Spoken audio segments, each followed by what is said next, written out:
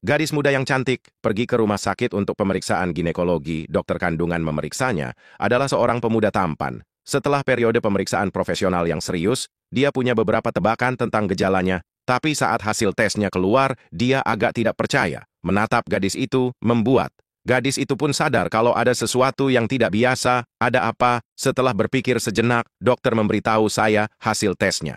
Kanker serviks stadium 3, hal ini membuat gadis itu sulit mempercayainya. Saat ini dia masih seorang gadis yang benar-benar murni. Jadi dia curiga pihak rumah sakit pasti melakukan kesalahan.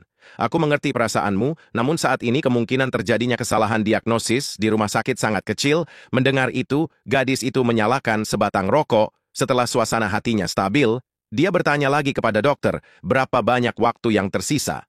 Sulit mengatakannya, mendengar itu gadis itu tidak bisa menahan diri. Meskipun dokter terus-menerus menghiburku di sisiku, tapi dia tidak mendengar sepatah kata pun. Air mata terus jatuh, dia berdiri dan berniat pergi untuk mengakhiri hidupnya. Namun setelah mengambil beberapa langkah, dia berbalik, melemparkan rokok yang belum dihisap ke dalam gelas, berisi air. Dokter mengawasinya kembali pergi.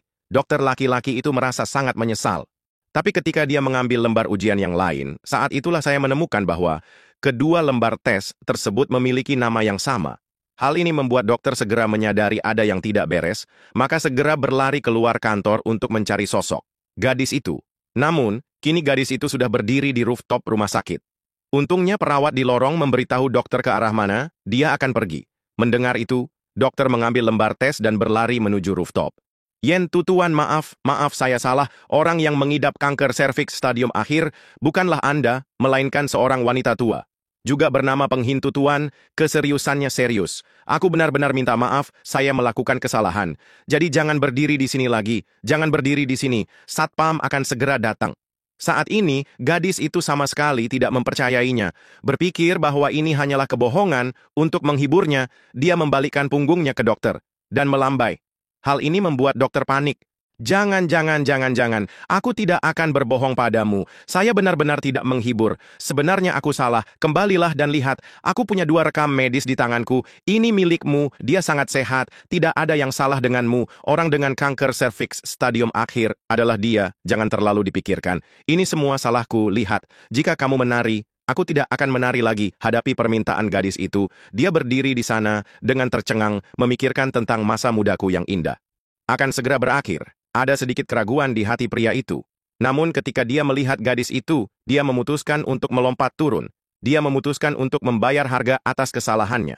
Saya melompat, lalu dia dengan hati-hati melangkah ke tepi. Aku hanya melihatnya gemetar ketakutan. Kedua tangannya mengepal tak terkendali. Seolah-olah ceroboh saja akan menyebabkannya terjatuh. Gadis itu berkata, tidak apa-apa untuk tidak menari, namun Anda harus menyetujui beberapa syarat. Selama kita tidak melompat, tidak apa-apa. Lihatlah wajah dokter yang ketakutan. Gadis itu tersenyum jahat. Kali ini dengan Dr. Kim, hanya saja jangan mati. Dia berkomitmen untuk menjadi sukarelawan. Kemudian gadis itu membawanya ke rumahnya, memberi isyarat kepada Dr. Kim untuk duduk di sebelahnya. Setelah dia duduk, dia mengajukan permintaan lain. Bolehkah saya melihatnya? Di sini agak dingin, bukan? Apakah kamu takut dingin, bukan? Aku khawatir kamu kedinginan. Sekarang saya punya permintaan kecil. Bisakah Anda membantu saya? Saat ini Dr. Kim sedang berpikir samar, tak disangka. Beberapa menit kemudian ia menjadi model hidup, berpose dengan anggun. Ternyata gadis itu adalah seorang guru menggambar dengan koordinasi Dr. Kim. Semua siswa menggambar dengan penuh semangat. Hal ini membuat gadis itu sangat puas. Terima kasih. Hari ini dia membantuku dalam hal besar. Bagaimana Anda ingin saya mengucapkan terima kasih? Cepat menggambar, cobalah sedikit lagi, datanglah ke rumahku malam ini. 2 jam kemudian, gadis itu membawakan 2 gelas anggur sebagai ucapan terima kasih, kata Dr. Kim. Besok dia masih harus berangkat kerja, menolak untuk minum alkohol, namun gadis itu juga tidak memaksanya. Dia meminum seluruh gelasnya sendiri. Apa pekerjaanmu? Saya menerbangkan pesawat pramugari saya Suki.